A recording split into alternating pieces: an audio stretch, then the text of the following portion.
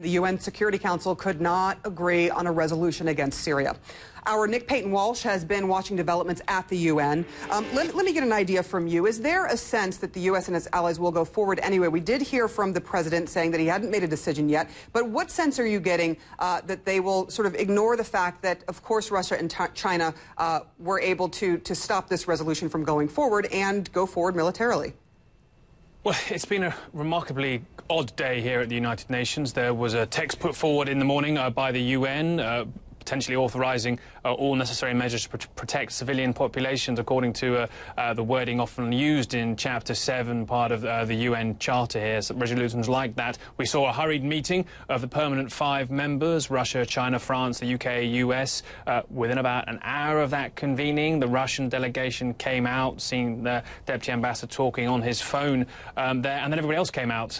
Very little comment, a lot of frustration, I think, in the air, and no real sign they were going to reconvene at all again today. In fact, that was pretty much the end of diplomatic activity, apart from a lengthy statement by the Syrian ambassador where he said actually the chemical weapons were all used by the rebels and given to them by Qatar and Saudi Arabia. That's kind of their sort of, it's quite different and hard to fathom version of events. But as the day progressed, it became clear, I think, that the United States is pretty exhausted at the United Nations. State Department spokeswoman saying simply they see no avenue at the UN that can take them forwards. So I think potential, really, that this was them going through the motions.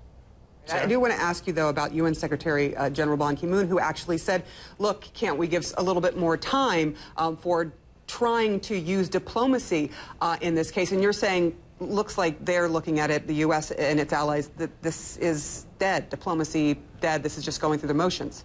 Well, there's two types. There's diplomacy to authorise military action, which we saw today, I think, very much shudder to a halt in many ways. Everyone knew Russia and China would veto, as they have done for the past 3 Syria resolutions there. The other issue is diplomacy to try and get peace talks together. Some believe that military action may somehow drag Assad to the negotiating table. But then there's the rebels, who frankly say after the chemical weapons attacks they're not interested in talking peace at all. So both sides, they're trying to get to the table, have for months shown little interest, almost unreasonable expectations as to what had to happen before they're willing to talk. Remember a phrase, Geneva 2? That was the idea. They could get both sides again to talk about talks in the future.